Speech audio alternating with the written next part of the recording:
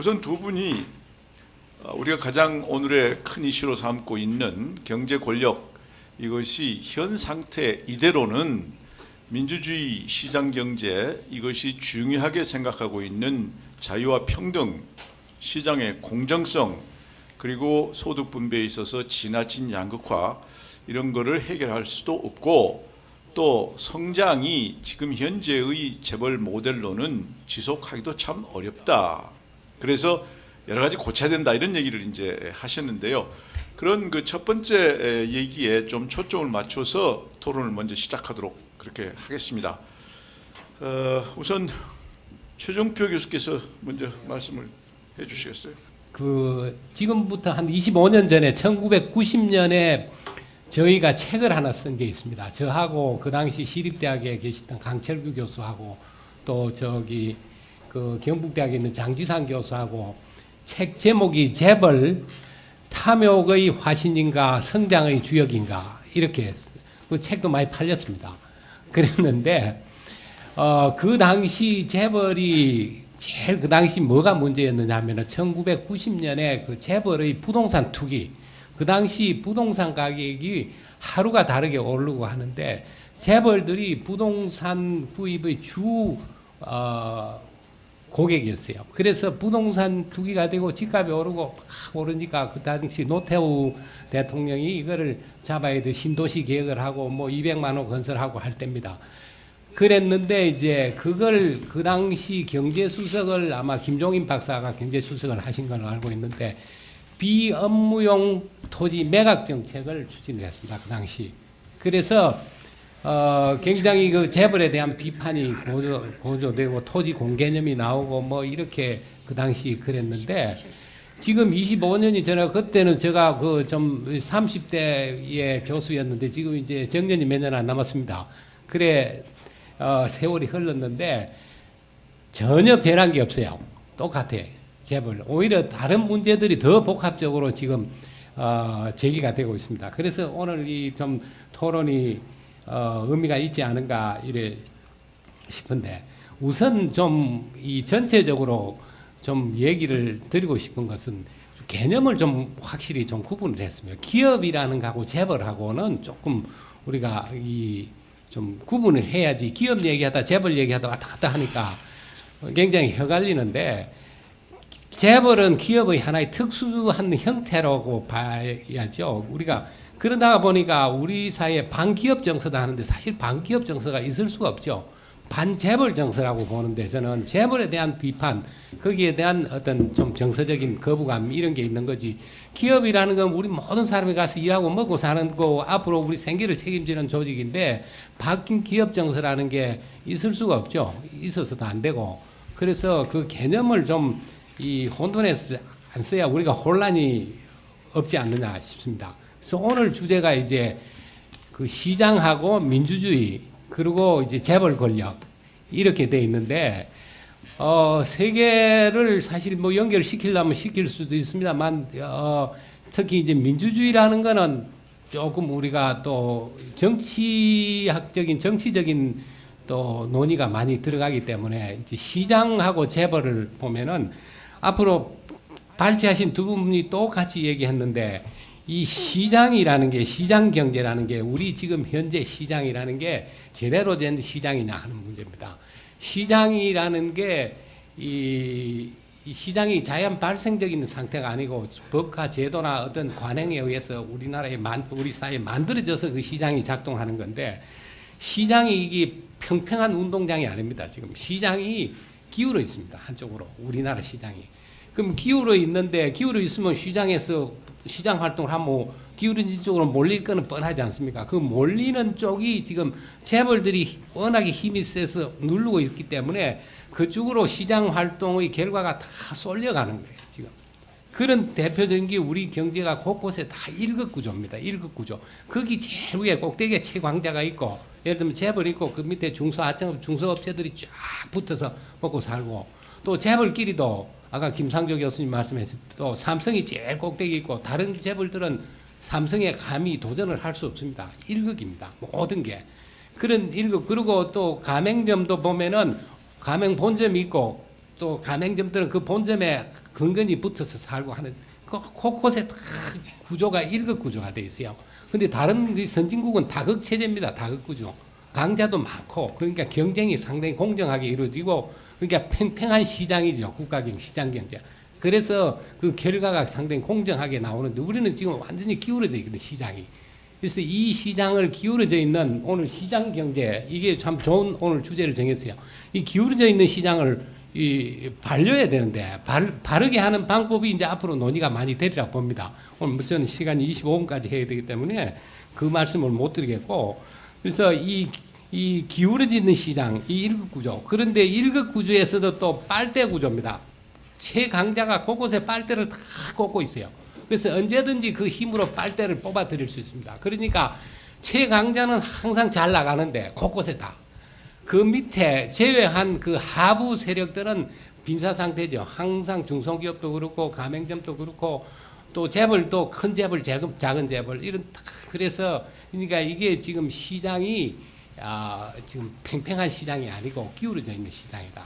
그래서 이 시장을 이 팽팽하게 만드는 작업, 이 작업이 이루어져야 되지 않느냐 하는 겁니다. 그 작업에 대한 논의가 이제 앞으로 조금 진행이 되면은 저한테 기회가 오면 또 좀 말씀을 드리고 그러겠습니다. 이상. 오늘 정말 좋은 얘기 잘 들었어요. 뭐 공감하죠. 뭐 문제가 많죠. 근데 전 걱정이 이렇습니다. 문제 있는 건 아는데 왜 그럴까 하는 설명이 좀 없다. 왜 그럴까를 모르면 답을 찾을 수가 없죠. 우리 신 교수님 뭐 평소에 뭐 논리정연하신 것도 아는데 오늘은 제가 약간 아쉬운 게 그럼 왜 그럴까? 왜 그런 문제가 아직도 우리 지난 30년 동안 뭐 했어요? 그거 다 고친다고 그런 거 아닌가요? 박정희 시대 이후에 우리가 한 게 뭐예요? 선진국 되겠다고 OECD에도 다 도입하지 않았어요? 우리 뭐 재벌 도와준다고 도와줬나요? 30대 그룹 규제 시작했고 뭐 제가 보기엔 지난 30년 동안 우리의 정책 목표는 선진화야. 근데 30년 뒤에 무슨 일이 생겼어요? 여러분 아시죠? 93년 월드뱅크 리포트에서 우리 신 박사 잘 지적했는데 한국이 30년 동안 전 세계에서 최고의 여러분 최고 성장만이 중요한 게 아니에요. 동반 성장을 이룬 나라입니다, 여러분. 그래서 생각 안 하시죠? 박정희 시대가 우리가 지금 고민하는 최고의 동반 성장을 이룬 시대입니다. 그게 그 당시만이 아니라 전 인류 역사의 최고의 동반 성장을 이뤘다고 봐요. 기록이 없어. 물론 지금 중국이 그 기록을 깰 가능성이 있습니다만은. 그때 80년대 이후에 여러분 뭐 했습니까? 온갖 리폼이 저는 오늘날 우리가 가지고 있는 모든 제도의 시작은 80년대 시작됐다고 봐요. 아닌가요? 여러분 얘기해 봅시다. 재벌 규제 정책이라든가 뭐 수도권 규제 정책, 균형 발전 정책, you name it. 중소기업 육성 정책 안 한 게 있나요? 그러면서 여러분 OECD 때도 다 베껴오고 미국 때도 다 베껴왔잖아요. 30년 했더니까 어떻게 됐어요? 요즘 성장이 북한하고 같아진 거 알아요? 그리고 양극화? 그동안 우리가 뭘 어떻게 했어요? 전 이 질문에 대한 답을 못 찾으면 경제학자들이 정말 사직서를 내든가 반성을 해야 된다고 봐요. 더 나가면 그 박정희 시대의 동반성장은 어디서 왔냐? 지금 아무도 설명 못 하잖아요. 여러분 여기 계시면 설명할 수 있나요? 우리 신 박사 설명할 수 있어요? 경제학에 설명합니까? 박정희야말로 이단이었잖아요. 이단. 여러분 다 그렇게 생각하죠. 이걸 모르고 어떻게 지금 오늘날 경제 문제를 풀 수 있을까? 전 정말 고민입니다. 경제 변화의 원리를 경제학이 알고 있느냐? 전 그게 제일 큰 고민이에요, 여러분. 진보 보수 와서 그 주장의 중간을 하면 뭐가 잘 된다? 김광도 교수님 생각 잘못하신 거죠. 진리가 있습니다. 서로 다른 의견을 가운데를 택한다고 세상이 중도가 되고 지속 가능성이 된다고 저는 절대 그렇게 생각 안 합니다. 우리가 고민을 덜 하고 있다. 저는 그렇게 생각하죠. 이게 참, 저는 경제학은 그래서 이건 농경사회 경제학이라고 생각해요. 아담 스미스라는 사람이 1776년에 국부론을 썼는데 여러분 그 기업이 하나도 없는 모델이에요. 농경사회와 자본주의 사회의 차이가 뭘까요? 많은 사람이 자본주의 사회가 시장경제라고 그래.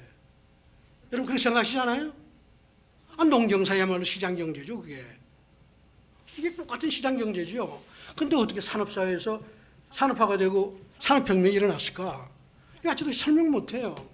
기술혁신? 여러분, 기술혁신이고 과학 발달하면 경제가 발전하나요? 그런 나라 있으면 얘기 좀 해보세요. 여기에 차이가 뭔지 아세요? 1800년대 초에 영국 의회에서 오늘날 여러분들이 아주 상식적으로 생각하는 조인트 스탁 컴퍼니라는 법을 법제하면서 그게 농경사회 대장간 있죠. 대장간 기업을 자본 베이스를 무한대로 키울 수 있는 자본주의 기업으로 만들면서 그게 과학기술의 발전과 아이디어를 재화로 전환하면서 산업사회가 만들어진 거죠. 영국의 산업혁명은 기업에서 왔다 이거예요. 기업의 성장에서 왔다 이거죠. 그럼 왜 영국이 미국한테 추월당했냐? 영국은 우리나라하고 비슷하게 이게 산업공상이 강한 그런 사회입니다. 지식인이 대기업에 가서 일을 안 해요. 이 제도가 미국 신대륙에 가서 보이는 손으로서 미국 경제를 일으켰다. 이건 역사의 사실입니다. 지금 미국 여러분 포춘 500대 기업을 놓고 미국 국가별로 따져보세요. 그러니까 아헤드 미국이 한 60% 이상이 미국 기업 아니에요. 일본이 2등 하다가 좀 중국한테 완전히 뒤바뀌었잖아요. 우리가 10등 하잖아요. 야, 이 기업의 성장 없이 경제가 발전할까? 좀 그런 고민이 많이 듭니다. 그리고 경제학에 기업이 있나요? 생산자밖에 없죠. 서플라이어밖에 없어요. 여러분 모르시겠지만 경제학 모델엔 기업 조직이라는 게 안 들어가 있습니다. 경제발전론이요? 자본노동기술이 발전하면 경제 발전하는데요. 이거 웃기는 소리죠. 자본노동기술은 세상에 널브러져 있는데 어떤 놈의 나라는 성장하고 어떤 놈의 나라는 성장 못하잖아요. 우리 주류경제학은 자본노동기술만 잘하면 다 발전한데 세상에 이게 거짓말이죠. 우리가 개발연대가 어디서 왔냐? 이거 고민해야 된다고 봅니다. 제가 최근에 박정희 살아있는 경제학이라는 책을 하나 썼습니다. 한번 여러분 관심 있으면 보세요. 저는 문제제기는 아주 훌륭합니다. 답을 찾으려면 원인을 알아야 된다. 여러분 우리가 축구를 좋아하잖아요. 그렇죠? 축구 발로 차는 축구 좋아하죠. 미국은 뭐예요? 손으로 들고 튀는 축구를 잘하잖아요. 근데 요즘 내가 자꾸 유심히 보면요. 우리나라 경제학자, 경영학자님들이 훌륭하신 분들이 대한민국 기업 보고 너 왜 발로 차냐? 손으로 좀 들고 튀지. 미국처럼. 근데 우리나라 기업들은 우리나라 기업이잖아요. 경제 규칙이 다르잖아요. 우리 신 박사께서 시장이냐 정부냐 말씀을 아주 잘 하셨는데 신 박사가 신시장인지 친정부인지도 모르겠어요. 오늘 난 평소에 신시장인 줄 알았더니 여러분 정부 믿을 수 있어요? 정부 믿을 수 있나요? 우리 정치하시는 분들 계시는데 누구를 믿어요? 제가 재미있는 얘기 할게요. 불평등 말씀을 하셨는데 여러분 불평등 만드는 게 우리 아니에요. 정치인들이 입만 열면 평등 얘기하죠. 입만 열면 재벌 욕하죠. 돌아서면 뭐 하죠? 자기 자식 재벌 가기 원하고 재벌 여러분 다 삼성 핸드폰 들고 다니죠. 이거 친기업이에요. 친시장이에요. 우리 모두 삼성 키워주고 있잖아요. 우리가 우리의 손을 묶지 못하면 선택의 손 절대 평등 안 옵니다. 다 표리부동한 거죠, 인간이. 이 상황을 놓고 어떻게 일자리 만들어내고 동반상장 만들어낼까? 저는 이게 고민이에요. 삼성이 이건희 가면 어떻고 뭐 이재용이 가면 뭐해요? 딱 한 가지. 이재용 씨가 잡으면 망할 수 있다는 메시지를 주면 되는 거예요. 왜 재벌들이 온갖 이상한 짓 하냐? 저도 이상한 짓 하는 거 많이 봐요. 왜 그래요? 해도 괜찮으니까. 그렇지 않아요? 그럼 어떻게 하면 하지 못하게 할 거예요? 여기에 중요한 메시지가 있습니다. 경제학이 가르치는 아주 제가 보기에 올바른 메시지는 이런 거예요. 기업은 성장하면 당연히 경제력 집중이 되죠. 그 성장하는 과정이 경제 발전이니 경제 발전은 나라치고 경제력 집중이 없는 나라가 없어요. 좋다는 얘기가 아니라 기업이 성장 안 하고 경제가 발전할 수 없어요. 어떡할 거냐 이게야. 자, 그럼 그 다음에 문제는 경제력이 생기면요. 그 힘을 꼭 쓰고 싶은 인센티브가 있어요. 그렇죠? 독점 기업이라는 게 뭐예요? 가격을 마음대로 조작해서 소비자를 착취하고 때때로 정부한테 로비해서 아시잖아요. 우리 신 박사 얘기 잘했잖아요. 그 기업의 생태예요. 기업이 자본주의 사회를 일으켰지만 기업이 힘이 쌓이면 그걸 할 수 있단 말이에요. 그 문제는 그걸 어떻게 할 거냐. 우리 신 박사는 정부가 어떻게 해야 된다는 말씀을 하셨다고 난 옛날엔 정말 친시장인 줄 알았어. 정부가 이거 정치입니다. 근데 물론 정치까지 안 돼. 저는 어떻게 생각하냐? 좀 이따 토론은 여러분, 좀 있다고. 저는 어떻게 생각하냐? 삼성 여러분 걱정되죠? 제가 우리 저 장하성 교수님하고 토론할 때 이런 얘기 한 번 한 적 있는데 삼성이 문제가 되는 이유가 뭔지 아세요? 올리 삼성이기 때문에 문제인 거예요. 삼성이 10개 있어 보세요. 삼성이 저 완화부 데미지 저게. 그러면 재벌 문제가 풀리잖아요. 30대 재벌은 30대 재벌이 아니죠. 대한민국은 30대를 잘랐지만 그건 재벌도 아니야.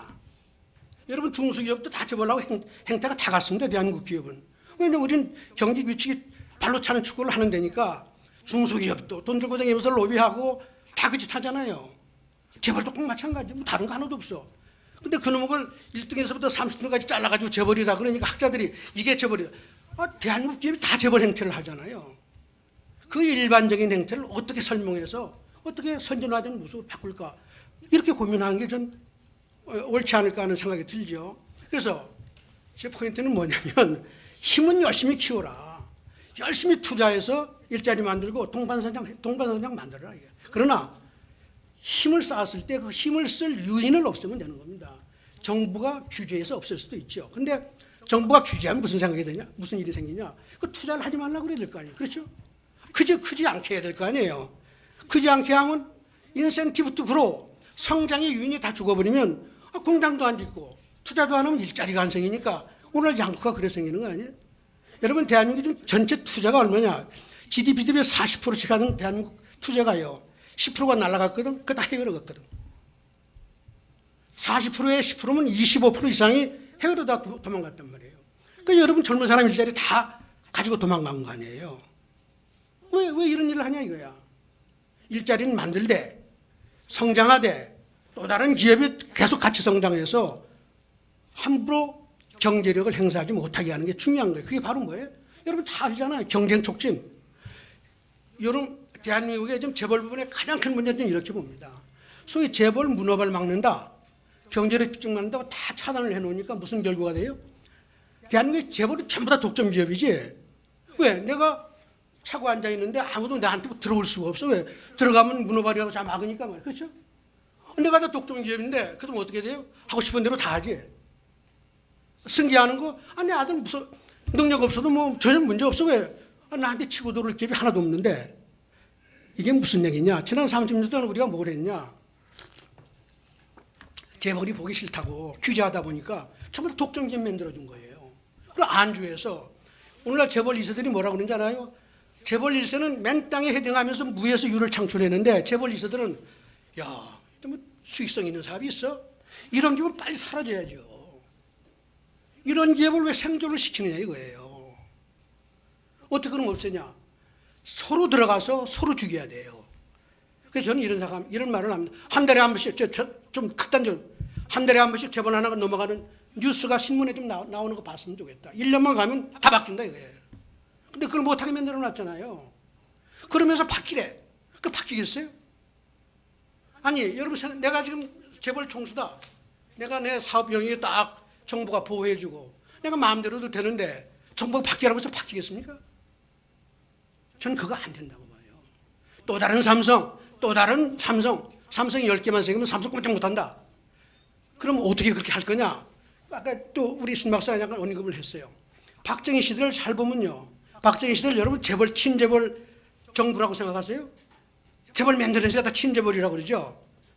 여러분 잘 보세요. 박정희야말로 중소기업 육성 정책을 세계에서 제일 잘해서 중소, 중견기업을 20년 만에 대기업을 만든 사람입니다. 여러분 박정희 시대에 대기업이 있었어요? 여기에 바로 노하우가 있는 것이죠. 대기업을 만드는 방법이 거기 있었다는 거예요. 그래서 여러분 지구상에서 30년 만에 이렇게 큰 대기업을 만든 나라가 하나도 없잖아요. 그 원리가 뭐냐? 잘하는 기업을 지원하라는 거죠. 못하는 기업 합쳐라 이거야. 서로 경쟁해라. 못하는 기업 안 봐줘. 이게 여러분 30년 만에 성장의 유인을 극대화하면서 중소기업에서 대기업으로 키운 원리입니다. 근데 지난 30년은 뭐야? 크지 마라. 그러니까 양극화가 생기는 거예요. 아니, 4대 재벌이 저렇게 되는 게 다 보이잖아요. 30대 그룹을 계속 조지면 새로운 30대 그룹은 안 생기는 거지. 그럼 몇 놈만 차려먹고 그런 거 아니에요? 그래서 제가 하는 말씀이 다 풀어라. 서로 잡아먹게 해라 이게. 그것도 안 되면 어떻게 해야 돼요? 삼성이 정말 보기 싫으면 애플을 불러와라. 애플 공장 다시 여서 하게 해라 말이야. 왜 그걸 못하느냐 이거야.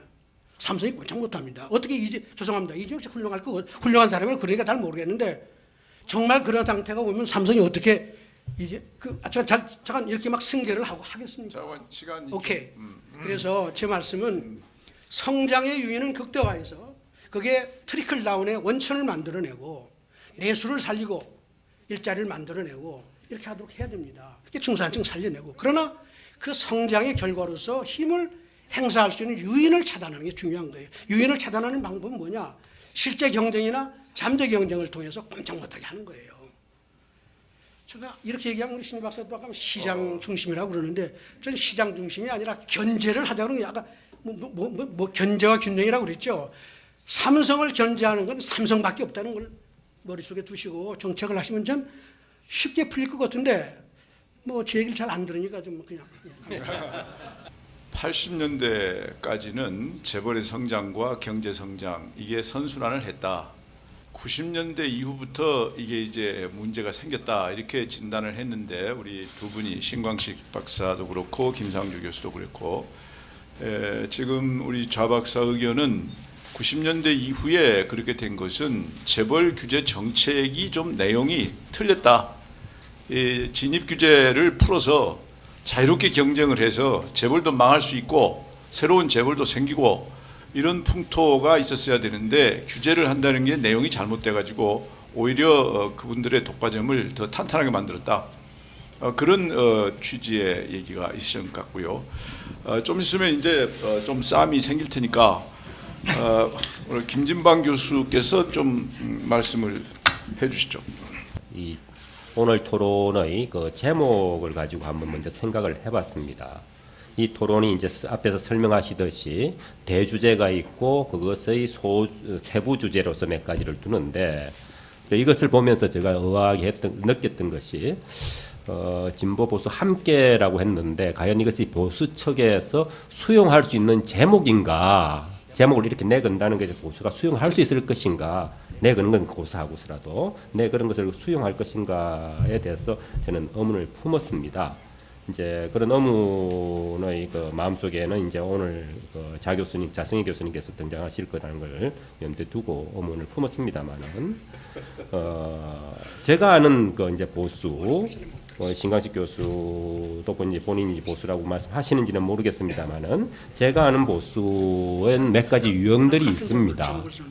그 중에 하나가 이제 제가 보기에는 예를 들면 팡글로시안이라고 하는 현존하는 것은 존재 자체가 그것의 우월함을 증명한다. The best possible world 하는 볼테르의 깡디드에 놓는 깡디드의 서성인 팡글로스가 하는 말이지 않습니까? 뭐 극단적인 낙관주의로 분류되고 있다 합니다만은 저는 그것이 우리의 보수 측에 있는 존재가 바로 그것의 효율 내지 우월을 증명한다라는 그런 믿음을 가지고 있는 분이라면은 존재하는 그리고 성공한 재벌에 대해서 누가 무엇을 개혁 운운한다는 것 자체를 수용할 수가 없을 것입니다. 또 한 가지 이제 고전적 자유주의라고도 할 수 있는 자유방임을 거의 정언맹료로 이건 좋고 나쁘고의 문제가 아니라 그것이 성과가 있고 없음의 문제가 아니라 이건 옳고 그름의 문제다라고 여기는 보수들도 있죠. 자유방임은 그 성과를 가지고 따질 일이 아니라는 것입니다. 그 자체가 가치라는 것이죠. 그렇게 믿는 분이라면 또한 이런 제목에 대해서는 제가 아는 그 보수의 한 부분입니다. 는 수용하지 할 수 없을 것이다.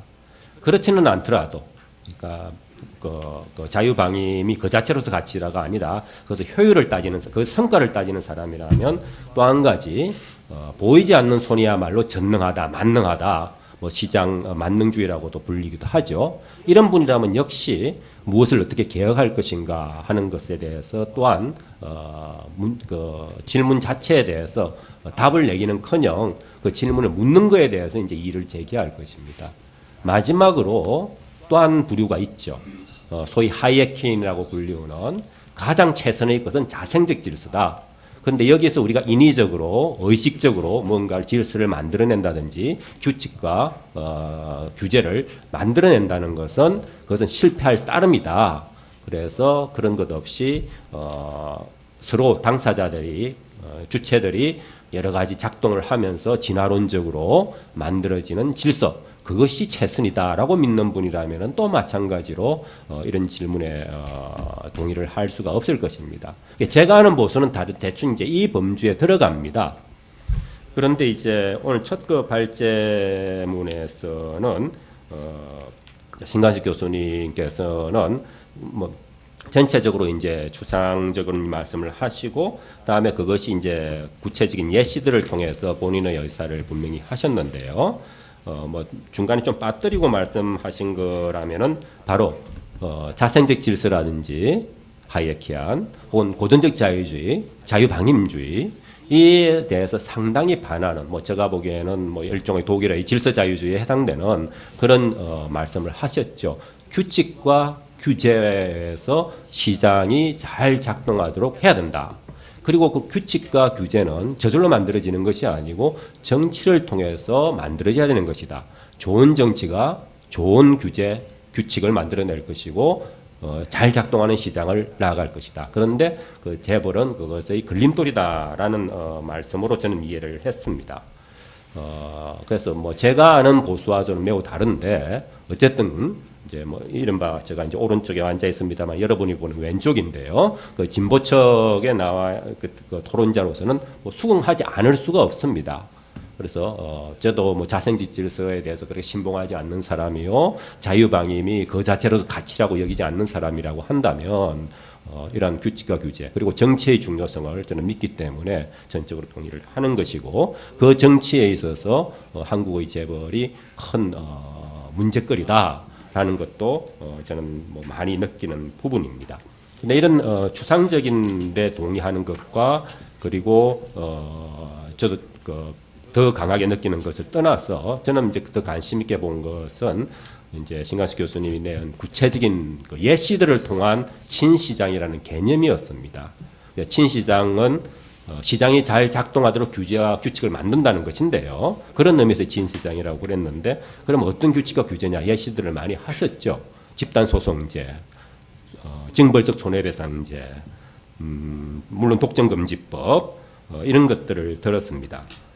그리고 현재 재벌에서 제가 보기에는 가장 심각한 문제, 그리고 상당히 오래된 문제라고 생각되는 내부 거래에 의한 사익 편취 행위, 아주 만연하고 규모가 엄청나게 큰 것이고, 이것이 3세 성계와도 연관되는 부분인데요. 이 부분에 대해서도 아주 강도 높게 비판을 하시면서 했었는데, 여기서 이제 한 가지 이제 문제가 저는 제기되는 것이죠.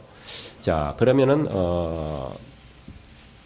그 내부 거래 혹은 뭐 회사기의 편취, 이런 것에 대한 사익 그 편취를 막기 위해서는, 그런 것들을 없애기 위해서는, 그런 것들은 이제 반기업에 되겠지만 친시장인데, 그래서 무엇을 해야 될 것인가 하는 부분인데, 이제 그에 대해서 저하고는 이제 생각이 조금은 뭐 다를 수도 있겠습니다. 이제 규제를 말씀하셨고 했었는데, 어떠한 규제인지는 구체적으로는 말씀을 하시지는 않았었어요. 아까 집단소송제라든지 그 징벌적 손해배상제는 구체적으로 말씀하셨습니다만은, 그렇다면은 제가 생각하는 그런 가장 심각한 문제는 무엇이겠느냐, 어떻게 할 것이냐 하는 문제에 대해서 한번 신 교수님 말씀을 좀 듣고 싶은데, 이와 관련해서 빠뜨린 부분이 있다는 것입니다. 아까 그 자승희 교수께서 뭐 그런 일을 할 유인을 안 갖도록 하게 하라고 말씀하셨는데, 뭐 여러 가지 중에서 말입니다. 그 중에 하나가 이런 내부 거래다니는데, 그럼 유인을 안 가지도록 한다는 것이 무엇이겠느냐? 글쎄요, 만약에 그것을 하게 되면은 그 사람 손해를 입게 되는 것이 하나의 방법이 되겠죠. 그것을 해도 이익을 얻는 것이 아니라 그것을 하다가는 더 큰 손해를 입을 수도 있도록 만드는 것인데, 저는 그 손실이 정부에 의한 규제, 뭐 법에 의한 규제도 있지만은, 역시 중요한 것은 이해 당사자들이 그런 일들에 대해서 저지할 수 있고 그런 일을 했을 경우 쫓아낼 수 있어야 된다. 그것은 곧바로 재벌 총수 혹은 재벌 일가들의, 총수 일가들의 재벌 기업에 대한 지배력을 약화시키는 방법밖에 없다. 그 힘은 뭐 제로섬 게임이라고 저는 보고 있습니다. 그 지배력에 있어서는. 그렇다면은 그 달리 말하면 그 다른 이해 당사자들의 기업에 대한 재벌 기업에 대한 감독, 관리, 규제, 뭐 통제의 힘을 강화시키는 수밖에 없다. 그리고 그것의 가장 좋은 방법 중에 하나는 쫓아내는 것이다. 그런데 이제 문제가 저는 있다고 보는 것이죠. 그런데 과연 한국 사회에서 제가 생각하는 부분은 그 부분인데 그것을 받아들이고 있느냐, 그것을 실행할 정치는 있느냐, 이것은 우리 한국 사회가 지금 매우 갈리고 있다. 심지어 진보 내에서도 한쪽에서는 재벌 강화론을 오히려 재벌의 종수의 재벌의 기업에 대한 지배력을 보호해준다는 말이 이상합니다만은 더 강력해지도록 하는 그런 것들이 필요하다라는 일부 진영들이 없지 않아 있고요. 물론 보수 쪽은 더욱더 그렇게 하고 있습니다. 구체적으로 최근에 문제가 되고 있는 자사주 문제라는 것이 하나 그것입니다. 자사주라는 것은 회사의 재산이라고 할 수 있는데 회사의 돈을 자신의 개인의 지배력을 위해서 사용하도록 해야 된다고 주장하는 쪽이 있고 그래서 해서는 안 된다는 주장을 하고 있지 않습니까? 이런 부분에 대해서 지금 우리 사회가 갈리고 있다고 저는 보고 있는데 그에 대한 이제 언급은 없었습니다. 그럼 그렇게 하는 것이 과연 친시장이냐 하는 부분이 우선 제가 하나 의문할 수 있는 것이고요. 또 한 가지는 이런 친시장이라는 것이 많은 것들을 뭐 해결해 주겠지만 그것이 모든 것을 해결해 주지 못한다 해도 역시 동의할 터인데 핵심은 이겁니다. 경제민주화. 과연 경제민주화가 친시장, 내용이 좀 모호합니다만은 친시장으로서 경제민주화가 되냐.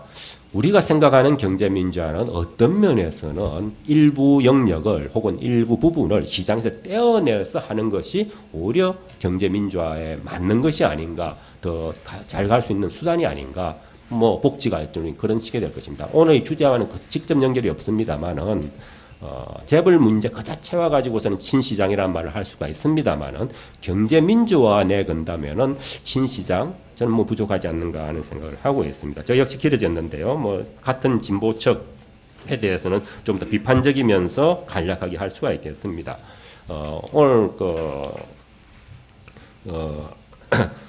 김상조 교수께서는 구체적인 것들은 별로 제시를 하지 않았고요. 큰 원칙을 말씀하셨고 우리의 반성할 점을 이제 말씀을 하셨는데 어떤 규칙과 규제의 체계적 정합성을 굉장히 강조를 했습니다. 앞부분 말고 이제 3장, 4장으로 넘어가면서 말입니다. 체계적 정합성을 굉장히 강조했는데 저는 이 부분에 대해서는 조금 이의를 가지고 있습니다. 우리 사회가 역동적으로 변화해가고 개혁을 하는 과정에서는 예를 들어서 기존에 있는 규제와 규칙에 새로운 규제와 규칙을 갖다 들이댈 때 그럼 그 기존의 규칙 규제와 정합적이지 않으면 하지 말아야 된다는 말이냐라고도까지 해석할 수 있는 언급이 있다는 거죠. 그래서 어떤 이상적인 상황으로서 우리가 나아가야 될 상황으로서의 체계적 정합성에 대한 것은 맞습니다. 적극적으로 동의하지 않을 수가 없습니다.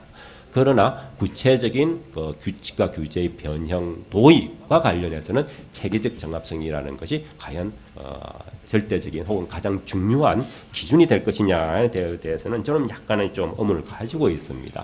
그렇지만 그 3장에서 말씀하신 세 번째 절에서 말씀하신 3개 승계가 우리의 가장 큰 문제다. 저는 이건 적극적으로 동의를 하고요. 그런데 이 부분에 대해서도 이제 그 방법에 대해서는 저는 좀 제가 생각을 좀 달리하는 부분이 있다. 물론 어떻게 뭐 표현을 하다 보니까 그렇게 됐는지는 모르지만은 재벌 3세들로 하여금 깨우쳐야 된다. 뭐 곧 세상은 바뀌었다. 이런 식으로 말씀을 하시는데 제가 보는 세상은 바뀌지 않았습니다. 예전에도 지금도 앞으로 10년 후, 10년 후를 꼭 집어서 말씀하셨는데 예전이나 지금이나 10년 후나 다르지 않다. 여전히 재벌 그룹의 회장 자리는 아버지가 주는 것이고 여전히 재벌 그룹 기업의 경영진은 회장이 지명하는 것이지 세상은 바뀌지 않았다. 그리고 당분간 바뀌지 않을 것이다. 이것을 깨달음으로써 가져올 수 있는 문제는 아니다. 쫓겨나갈 수 있게 만들어야 되는 것이고 못하도록 할 수 있게 새로운 규칙과 규제가 필요하다라는 것이 이제 저희 생각입니다. 그래서 조금 주상적으로 말씀드렸습니다만은 일단 여기까지로 마치겠습니다. 네, 고맙습니다. 보수는 이 간판도 못 건다. 근데 이제 걸려 있잖아요. 그러니까 그건 조금 보수의 개념을 지나치게 좀 이렇게 좁게 보신 것 같아요. 그래서 개혁적 보수는 변화를 추구하기 때문에 얼마든지 겁니다.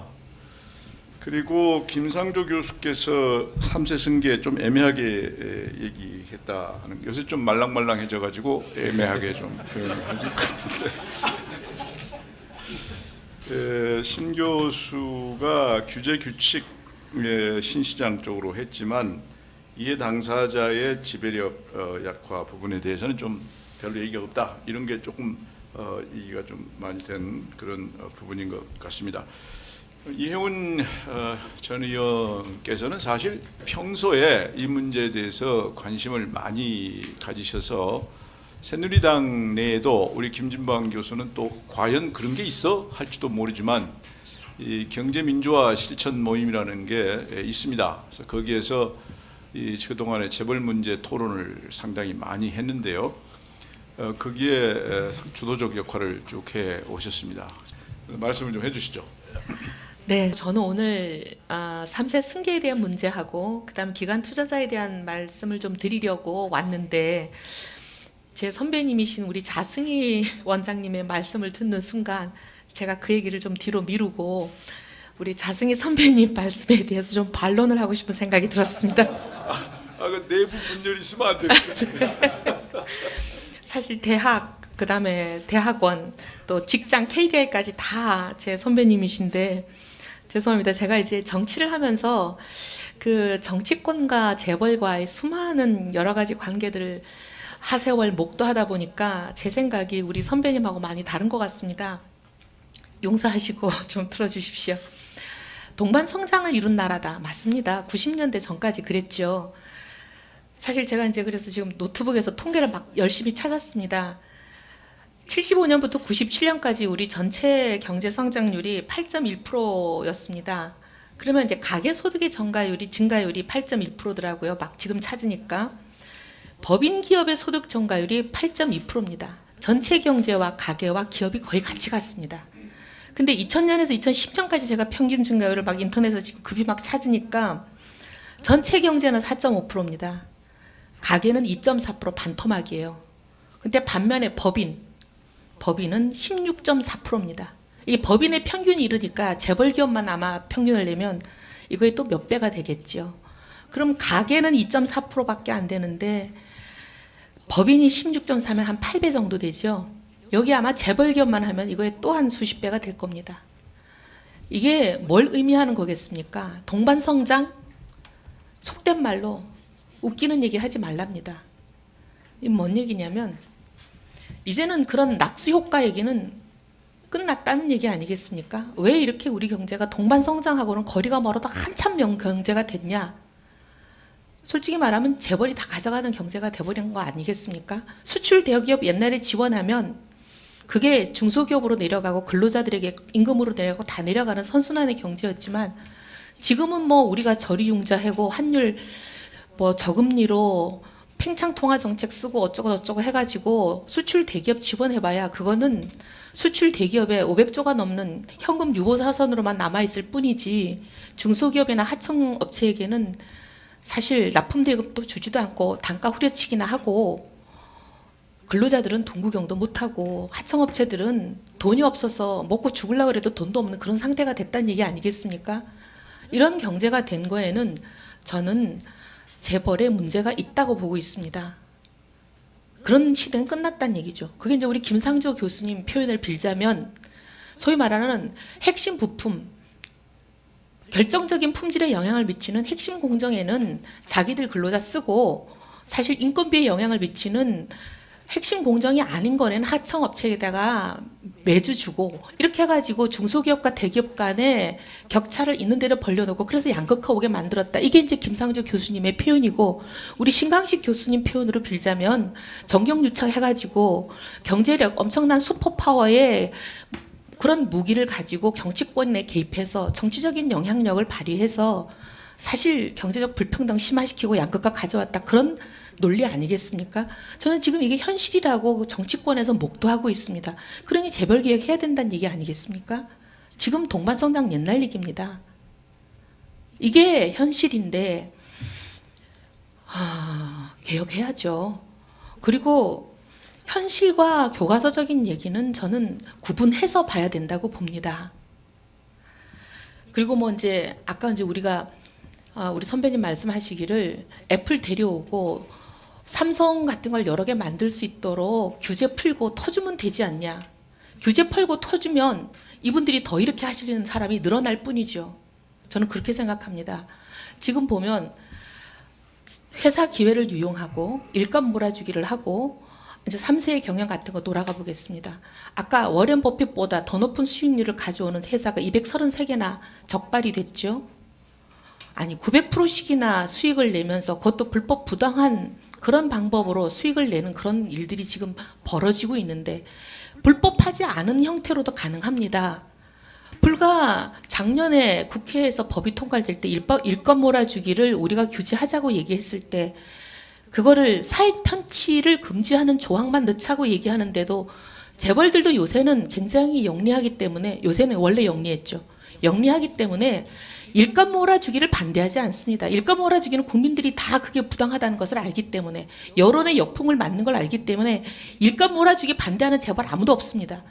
뭘 반대하느냐? 사익 편취 금지 조항을 반대하는 게 아니라 거기다 부가조건을 희한한 부가조건을 답니다. 경쟁 제한성을 입증해야 된다. 경쟁 제한성 입증하는 게 그게 쉽습니까? 시장에서 경쟁 제한성 입증하려면 하늘의 별 따기보다 더 어렵습니다. 그런 거 하나 걸어놓고 하나만한 형해 법 조문을 형해화시키는 걸로 걸고 들어옵니다. 그렇게 들어오는데 이게 뭐 규제만 없어준다고 그분들이 그러면 일감 몰아주기 안 합니까? 땅 짓고 헤엄치기로 모 그룹이 자본금 45억 하나 가지고 11년 만에 수십조의 회사로 키우고 상속세 하나도 안 내고 그냥 앉아서 돈 버는 회사로 가는 그런 것이 규제 풀어준다고 그분들이 그런 일 안 합니까? 저는 그렇게 보지 않습니다. 재벌은 개혁하고 적절한 규제와 필요한 규칙을 만들어주고 그다음에 법을 어겼을 때 확실히 엄정하게 처벌하고 감옥 갈 사람 감옥 보내고 특별 사면 안 하고 그렇게 해야지 이게 규제가 되는 거지. 어떻게 규제 풀어주고 마음껏 영업하게 해주고 그렇게 했을 때 이분들이 알아서 탐욕을 없애고 알아서 근로자들에게 월급 주고 밤새워 중소기업이 기술 개발한 것을 기술 탈취 안 하고 그렇게 하나요? 저는 그렇게 보지 않습니다. 죄송합니다. 시간을 너무 썼네요. 나중에 하고 싶은 말씀 또 드리겠습니다. 네. 우리가 어떻든 경제는 좀 앞으로 계속 나가야 되는데 여기서 대안이 문제입니다. 아까 김상조 교수는 뉴노멀 시대에 맞춰서 재벌 정책을 재설정해야 된다. 그런데 어떻게 해야 되느냐는 사실은 내용이 우선 없었죠. 그리고 우리 신광식 박사는 저성장하고 양극화 해결에 초점을 맞춰서 포용적 성장 이것이 해법이다 이렇게 이제 얘기를 했는데 이 두 개가 우선 현재 이 시점에서는 조금 구체적인 얘기는 없습니다. 문제는 우리가 앞으로 같이 잘 살도록 하기 위해서 어떻게 하면 되느냐 이게 이제 미래를 지향하는 거기 때문에 그쪽으로 좀 넘어가서 아까 미지는 부분은 그걸 말씀하시면서 또 얘기해 주셨으면 좋겠습니다. 우선 저성장 양극화 해결에 초점을 두고 포용적 성장이 해법이라고 한 신광식 교수 먼저 말씀을 좀 해주시겠어요?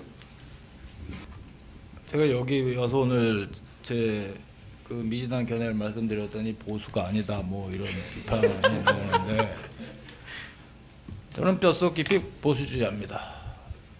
제가 말하는 보수라는 건 개인의 자유와 평등, 기회균등, 능력주의 이런 걸 가장 중요한 가치로 생각을 한다. 국가가 할 역할이 개인이 자기 실현을 하도록 기회를 주는 게 아니겠습니까? 아까 좌 박사님이 박정희 대통령 시절에 잘 됐다. 기회균등과 능력주의를 실현했기 때문에 그렇다고 저도 생각을 합니다. 근데 지금은 이제 거기에서 많이 교리가 됐다는 거고요. 우리 김광두 원장님이 포용적 성장 어떻게 할 거냐 하는 문제. 저도 사실 답이 없습니다. 제가 강조드리고 하는 부분은 우리 사회 국민들, 지식인들, 언론인들, 법조인들 이런 분들의 우리 사회 엘리트들, 리더들의 인식이 좀 바뀌어야 된다는 겁니다. 그래야 우리가 해법을 찾을 수 있다. 저는 희망을 걷는 부분이 아까 원장님도 잠깐 말씀하셨고 이혜원 박사도 계시는데 소위 보수 색채가 짙은 새누리당에서도 그런데 포획되지 않은 재벌들의 시각과 논리에 포획되지 않은 정치인들이 다수 있다는 겁니다. 그게 저로 하여금 우리 사회 변화에 대해서 희망을 갖게 하는 이유고 또 진보진영이나 민주당에도 생산적으로 우리 경제가 더 잘 나가고 사회가 잘 나가도록 하는데 노력하는 분들이 많고, 그래서 오늘 이 토론회도 하는 거고요. 저희가 그런 예컨대 포용적 성장이 필요하고 뭔가 변화와 개혁이 필요하다고 하는데 합의하는 부분들을 우리가 찾고 그런 대안을 찾자고 하는 것이지, 뭐 제가 노벨 경제학자도 아니고요. 저 답 없습니다. 다만 제가 몇 가지 제 짧은 소견으로 말씀드릴 수 있는 거는, 시장이라고 하는 것, 경쟁이라고 하는 것은 시장에서 물건 파는 데만 이루어지는 게 아니라는 겁니다. 사업자들 간의 경쟁 관계에서 많은 갈등이 벌어지고요. 또 시장은 경쟁만 하는 데가 아닙니다. 협력도 벌어지는 데예요. 사실 우리나라 기업들과 중소벤처 기업들하고 대기업들 간은 대부분 협력 관계입니다. 물론 경쟁 관계인 경우도 있지만요. 협력이 어떻게 해서 벌어집니까? 신뢰가 있어야 벌어지는 겁니다. 신의 성실로 그 계약 관계를 이행을 하고 그걸 지켜나가고 상대편에 대해서 페어하게 공정하게 대해줘야 협력이 가능한 거예요. 진정한 의미에서 협력이. 그러나 실제 우리 경제사회를 보면요, 모든 개인은 탐욕스럽거든요. 저도 탐욕스럽습니다. 기회만 되면 제 이익을 누리려고 하죠. 재벌 기업들도 마찬가지입니다. 여기서 말하는 기업이라는 건 제가 말하는 추상적 교과서에 나오는 생산 단위로서의 기업을 얘기하는 게 아니에요. 우리 현실에 그 속에 속해 있는 사람들을 얘기를 하는 겁니다. 최대한 기회주의적 행동을 많이 합니다. 상대편이 자기를 위해서 투자했고 자기와 거래 끊기면 투자의 가치가 떨어진다는 걸 이용을 해서 렌트 시킹하는 경우 대단히 많습니다. 현실 사회에서. 그건 뭐 제가 여기서 얘기 안 하고 중소사업자한테 가서 여쭤보십시오. 그 사람들이 경제적 약자의 변을 얘기하는 게 아닙니다. 그런 상황에서 서로에 그렇게 신뢰가 없다 그러면 이 급변하는 세계 경제 상황에서 서로 협력하는 사업자들 간에 조정이 안 됩니다. 진정한 의미의 조정이 안 돼요. 우리 자 박사님 뭐 진화론 이런 거 많이 옹호하시는 편인데 맞습니다. 경제가 제대로 작동하려면 시장 상황이 변해요. 엔저돼요. 수출 안 돼요. 노사 스트라이크 나요. 거기에 협력하는 사업자들끼리 그 상황에 맞춰서 조정해 나가야 되는 겁니다. 협력적 조정을. 우린 그렇지 못해요. 착취적 가불관계입니다. 협력적 대등관계가 아니고.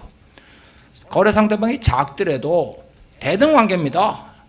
궁극적으로는 결국 너도 사업자 나도 사업자인 거예요. 그런 것을 뒷받침해 줄 수 있는 법제도가 없다는 게 제가 말씀드리는 겁니다. 그러면 창업도 될 수 없고요. 창업한 기업들이 성장할 수가 없어요. 자기 디펜스를 할 수 있는 방어 메커니즘을 만들어주자는 게 정치가 할 일이라고 제가 말씀을 드리는 것이고요. 제가 정부 규제하자 그런 얘기 드리는 게 아닙니다. 왜 정부 규제합니까? 우리나라에서 그런 일 벌어지면 뭐 중소사업자한테 직접 물어보십시오. 그 사람들 할 수 있는 게 뭐가 있습니까? 거의 없습니다. 거의. 소송한다? 실손해배상해요. 이길 확률 50%도 안 될 겁니다. 무려 하력에서 차이가 나도 너무나 차이가 나죠. 확정 판결 받는데 3년 이상 걸립니다. 다 망해요. 사업 안 하고 그것만 쫓아다닙니까? 제가 아까 말씀드렸던 것이 그런 각 사회 각각의 분야에서 견제와 균형이 어느 정도 있어야 되고요. 그 경제적 약자의 편을 들어주는 전문가와 법조인이 있어야 되는 겁니다. 우리 사회에 없습니다. 예컨대 큰 로펌에 유명 변호사가 있어가지고 약자가 와서 거기에 이거 내 소송 좀 해주세요. 안 해줍니다. 그 사람 거래 딱 한 번 할 사람이거든요. 이게 이렇게 해가지고서 창조 경제가 되고 포용적 성장 되겠습니까? 제가 말씀드리는 거는 어떤 뭐 섹시한 경제적인 정책을 얘기하는 게 아닙니다. 우리 사회 전반적으로 사람들이 대등하고 신뢰를 갖고 서로 협력하고 이런 체제를 만들어 나가야 된다. Rules and Regulations를 제대로 만들어 나가야 된다. 아까 이효원 박사도 얘기한 것처럼 뭐 사익 편취 챌린지 하는 사람은 없습니다. 지배구조 하시는 뭐 교수님들 잘 아시잖아요. 누가 챌린지 합니까? 시민단체 김상조 교수님이나 장하정 교수님 같은 분들이나 챌린지 하지. 실제 주주들이 챌린지 합니까? 왜 안 합니까? 디바이스가 없어요. 법적 권한을 줘야 할 거 아닙니까? 집단소송제가 있습니까? 징벌적 손해배상제 있어요? 소송하면 사람만 손해예요. 그건 다 퍼블릭 굿입니다. 그런 것들을 제대로 만드는 거는. 그래서 사적 이익은 작고요. 공공적 이익은 커요. 누구도 안 났습니다. 그런 걸 법적으로 백업을 해줘야 되는 것이고, 공공정책의 역할이라는 건 그런 부정행위들을 적발 포착해 주는 거예요. 왜냐하면 공공정책은 강제력이 있기 때문에 민간 사업자, 거래 상대방이 알 수 없는 정보를 빼낼 수 있다고요. 우리나라 사법제도나 행정 절차가 얼마나 한쪽으로 기울어져 있는지 아십니까? 공정위 같은 데 신고해 보십시오. 위불법 행위 자기가 다 입증해야 됩니다. 사법부에 가서 하도 자기가 다 입증을 해야 돼요. 누가 조사해 줍니까? 그 수많은 사건들을. 이런 제도들을 하나씩 고쳐 나가고 해야, 그러면서 불평등도 줄여줘야 되고, 이게 경제적 시장의 힘의 결과다. 그런 부분도 있습니다. 불공정, 불평등의 그 결과가. 우리가 보는 불평등의 정도가 상당 부분 시장의 힘이 작용하는 부분도 있어요. 그렇다고 해가지고 방치하자. 불평등의 상당 부분은 제가 보기엔 이 왜곡된 경제력의 작용에 의해서도 많이 창출되고 있는 겁니다. 우리나라 중소벤처기업들 제대로 잘 못 커요. 공정하고 효율적인 거래가 안 되고 있는 겁니다. 기술 탈취 말로만 있는 게 아닙니다. 실제로 많습니다. 뭐 사업자로 선정한 다음에 설계 도면 내놓으라고 그래요. 그 다음에 다른 사업자한테 그런 거 주는 경우 있습니다. 그러면 그 다음 입찰할 때는 굉장히 싼 가격에 들어와요. 이게 공정경제고 이게 기업입니까? 우리 사회가 그걸 방치하고 있다는 거예요. 그런 것들을 어떻게 고칠 수 있냐? 제가 말씀드렸던 것처럼 우리 지식인 사회에서부터 지식과 아이디어의 경쟁, 분석, 자료 이런 것들이 너무나 필요한 거예요. 근데 경제적 약자들의 편에서 또 경제적 불평등을 해소하는 방안에 있어서 연구가 없다는 겁니다.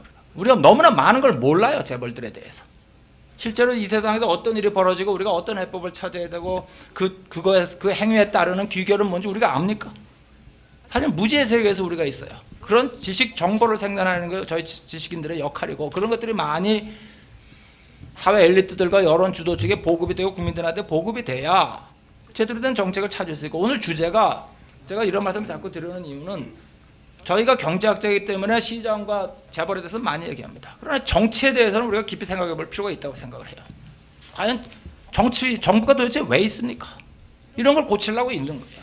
근데 소위 자칭 보수주의자라고 하는 사람들 보면 정부 무용론이에요. 사실 거의 그때 가서 정부가 많이 실패했습니다. 그 실패 이유에 대해서는 뭐 저도 제 나름대로 생각했지만 말씀을 안 드리겠어요. 그러나 그래도 우리가 공동체로서 살면서 우리가 대의민주주의를 하고 우리 대표자를 뽑고 국정을 만드는 이유가 그런 걸 고치고 우리 공동의 문제를 해결하라고 하는 거 아니겠습니까? 그런 정치를 어떻게 우리가 제대로 작동할 수 있도록 하느냐가 오늘 주제였고요. 제가 그래서 자꾸 그런 정치가 어떤 역할을 해줘야 된다는 말씀을 드리는 것이고, 저희 같은 지식인들이라고 하는 사람들이 어떤 역할을 해줘야 된다고 하는 것인데, 단 한 가지만 제가 추가로 말씀드리면, 80년대 이후에 뭐 경제력 지배 억제 이런 거 들어왔는데 왜 제대로 재벌 개혁이 안 됐냐. 재벌 영향력도 있고 당장 뭐 캐시카우를 죽일 수도 없는 거고 그런 문제도 있지만요. 저는 근본적인 문제 중에 하나가 5년 단임제라고 생각을 해요. 어떤 사람이 국민들의 선택을 받더라도요, 5년 동안에 도대체 개혁하겠습니까? 그동안에 국민들과 그 고통은 다 누가 감수하고요. 당장 그래도 대기업들이 중요하고 거기서 상업을 해야 되는데, 이건 롱텀 플랜이 필요한 겁니다. 그래서 정치개혁 차원에서, 제가 정치학자는 아니지만 현재의 우리나라의 정치 구조와 헌법 구조가 상당히 문제가 있다. 개혁을 할 수 없는 어떤 장기적인 안목을 갖고, 아까 김상주 교수님 뭐 진화적인 방법이 필요하다고 말씀하셨어요. 저도 동의합니다. 갑자기 이걸 뭐 어떻게 한다 이렇게 하게요. 당장 우리가 거기에 기대서 중심적인 기업으로 살고 있는데 그건 불가능하지만 어떤 긴 안목을 갖고 한 방향으로, 아까 그래서 제가 미국에 말씀드리지 않았습니까? 거의 20년에 걸쳐서 민주당, 공화당 정부가 번갈아 가면서 똑같은 걸 다 했습니다. 그래서 미국 자본주의 시장 경제 그래도 기본 틀을 그때 놓은 거거든요. 금융과 산업에 있어서. 우리는 그런 걸 할 수 있는 지금 정치적인 레짐이 안 돼 있다. 그래서 헌법이나 이런 걸 좀 고쳐서 5년 단임제, 뭐 7년 단임제 이렇게 쭉 해오지 않았습니까? 누구도 그거 하기 어려운 겁니다. 그래서 그런 걸 좀 바꿔야 되고, 그런 상황에서 우리가 그래도, 제가 규제 얘기를 하는 게 아니고요, 포용적 성장의 출발점, 김진만 교수 아까 말씀하셨지만 제가 뭐 복지 이런 얘기 배제했지만 제가 그걸 배제하는 게 아니고요, 포용적 성장의 출발점은 잘 작동하는 시장을 만드는 거다. 잘 작동하는 시장. 그걸 위해서 당장 우리가 할 수 있는 일이 많습니다. 우리가 경제면접 실천 모임이나 이런 데 의원님 등등하고 그런 거 많이 만들었어요. 다 좌절했습니다. 솔직히 다 좌절했어요. 집단소송제 안 된다는 겁니다. 남소. 사실 이런 부분에는 제가 분개를 해요. 재벌들이 맨날 친시장이라고 주장합니다. 집단소송제는 반기업이지만 친시장이에요. 반대입니다. 이유? 남소예요. 맨날 남소. 기업들이 어려운데 왜 거기 또 어렵게 하냐. 그러면 좋습니다. 실증 결과를 보죠. 2005년도에 증권 내 일부 분야, 뭐 내부자 거래, 증권 주가 조작 이런 데 대해서 집단소송 도입했어요. 절차 무지하게 복잡합니다. 법원 허가를 받아야 되거든요. 못합니다. 여태까지 집단소송 제기된 게 한 6건 됩니다. 6건, 6건. 2005년 이래 증권 분야에서. 그중에서 법원 허가 받은 건 2건입니다. 이래도 남소입니까? 이런 식의 그 재벌들의 논리를 신문이 다 덮어 씌운다는 겁니다. 재벌. 남소한다는 얘기만 신문에서 다 덮어 씌우고 실제 이거 남소 우리 없다는 신문은 거의 없어요. 이런 식으로 여론을 만들어 가면 정치도 작동 못하고 우리 시장도 작동 못합니다. 그래서 포용적 성장 말씀드리는 거는 그러니까 오늘 이런 자리를 통해서 하나하나씩 만들어 나가면 되지 않겠냐. 이게 제 생각입니다. 플레잉 그라운드를 좀 이렇게 평평하게 만들자 이런 지금 말씀이시죠. 이제 그런 견해 아까 지금 많은 분들이 그런 견해를 말씀하셨지만 이제 제가 이해하기로는 좌승희 박사는 그렇게 해서 온갖 짓을 다 했는데 그게 오히려 재벌을 더 강화시켜 놓은 거 아니냐 이런 지금 좀 생각을 갖고 계신 것 같아요. 말씀 좀 더 해주시죠. 말씀 더 해주시죠. 제가 짧게 먼저 하고. 다 프렌들리하게 얘기하는 거예요. 예. 그 사실은 오늘 정말 이 토론회는 우리가 지금까지 봐왔던 토론회와는 굉장히 결이 다른 것 같아요. 사실 토론회 하면 목소리 높이는 쪽은 주로 진보인데 오늘은 보수 쪽에 계신 분들이 계속 그 흥분을 하시는 것 같은데요. 저는 차분하게 말씀드리겠습니다. 그 자승희 박사님 주로 이제 시장의 경쟁을 통해 가지고 문제를 해결하자라고 말씀하셨습니다. 저는 뭐 이거에 대해서 경작자 치고 누가 이 명제에 대해서 반대를 하겠습니까? 더구나 한국은 수출로 먹고 사는 나라고요. 말 그대로. 그다음에 그 수출에서 뭐 재벌 기업들이 차지하는 비중이 기여가 뭐 엄청나다는 것은 누구나 다 알고 있습니다. 그렇기 때문에 사실 특히 이제 그 수출이라고 하는 것은 바로 독과점화된 국내 시장이 아니라 정말 무한 경쟁이 이루어지는 해외 시장에서 이룬 성과이기 때문에 거기서 이룬 어떤 재벌의 성과에 대해서 조금 더 폄하해서는 안 된다라고 말씀하시고 저도 그건 동의합니다. 그렇지만 경제학자로서 꼭 드리고 싶은 말씀이 뭐냐면 해외 경쟁이 국내 경쟁을 완전히 대체할 수는 없습니다. 국내 시장 구조의 경쟁성을 높이는 이 노력을 게을리해서는 안 된다라는 것을 저는 말씀을 드리고요. 그러니까 해외 경쟁이 있기 때문에 국내의 독과점을 인정해 주자라고 하는 것은 우리가 굉장히 큰 어떤 실수를 할 가능성이 있다는 것을 하나 말씀드리고 싶고 또 하나 자승희 박사님 말씀 중에서 제가 토론을 하나 단다면 계속 시장 경쟁에 대해서만 말씀하셨는데 그리고 기업에 대해서 말씀하셨는데 우리가 제도주의 경제학에 하다 보면 딱 나오는 게 뭐냐면 기업은 결코 단일한 목적을 가지는 단일한 의사결정체는 아닙니다. 우리 다 알지 않습니까? 기업에 가보면 저기 사장님부터 시작해서 저 밑에 말단 대리까지 그 안에서 얼마나 복잡한 일들이 벌어지고 자기의 어떤 이익을 얻기 위해서 남을 모함하고 뭔가를 그러니까 그 기업이라고 하는 것은 매우 복잡한 어떤 이해관계자들이 모인 매우 시끄러운 동네거든요. 제가 무슨 말씀을 드리냐면 경쟁이 결코 지배구조 개선의 중요성을 또 대체하지도 못합니다. 그래서 우리가 지금 부족한 것이 뭐냐면 과거의 박정희 시대의 어떤 성장의 결과는 알고 있는데요. 근데 그 당시에는 아주 간명했습니다. 한국 경제도 규모가 작았고 기업들도 굉장히 구조가 단순했거든요. 그럴 때는 뭐냐면 정부가 정말 서빙고 자본주의라고 정태인 선생이 얘기했던 것처럼 누구나 불러서 접해버리는 그런 식의 어떤 통치력을 가지고 그런 어떤 이제 권력을 가지고 그 다음에 수출 실적이라고 하는 정말 왜곡 가능성이 굉장히 적은 성과 지표를 가지고 지원을 해줬어요. 그렇기 때문에 그 독재 하에서도 시장이 돌아갔고 그리고 기업가 정신이 발휘가 됐던 겁니다. 하지만 지금은 그런 세상이 아닙니다. 지금 세상에 어떻게 박정희 시대로 돌아가겠습니까? 그럴 수가 없는 거고요. 한국 경제도 이미 엄청나게 커졌고 엄청나게 복잡해졌습니다. 이제 기업의 성과를 수출 실적이라는 것 가지고 측정할 수가 없습니다. 그리고 그 기업과 어떤 이해관계를 가지는 수많은 어떤 사람들의 그 복잡한 권리 의무 관계를 우리가 간명하게 기준을 정할 수가 없고요. 그리고 더더군다나 정부가 그걸 해줄 수도 없습니다. 그러한 의미에서 이제는 뭐냐면 경쟁만으로는 안 된다. 특히 해외 경쟁만으로는 안 되고 국내 시장도 경쟁적으로 만들어야 되고요. 더 나아가서 뭐냐면 그 기업의 지배구조를 개선해야 된다는 말씀을 제가 꼭 드리고 싶습니다. 제가 사실은 요즘 기업 임원들을 굉장히 자주 만납니다. 옛날에 2012년 이전까지는 뭐 공문 보내고 고발하고 소송해도 그런 척도 안 했던 기업들이 요즘은 비공개 질의서만 보내도 바로 연락이 와서 설명을 합니다. 저는 그런 의미에서 세상은 변했다고 생각을 해요. 왜냐하면 무시하면 코스트가 더 커진 거거든요. 근데 그래서 이제 저희들이 보내는 어떤 질의서를 가지고 이제 질의응답을 하는데 제가 느끼는 건 뭐냐면 우리가 흔히 재벌을 평가할 때 특히 이제 총수일가의 신속하고도 과감한 어떤 의사결정이 장점이었지만 이게 어떤 경우에는 무모하고도 독단적인 경향이 된다 이렇게 얘기해 오지 않았습니까? 그렇죠? 재벌의 문제를. 저는 요즘 우리나라 재벌 그룹들을 보면 좀 그렇게 과거의 재벌이 아니에요. 신속 과감한 의사결정이요. 천만에요. 무능한 3세들 결정 내리지 못합니다.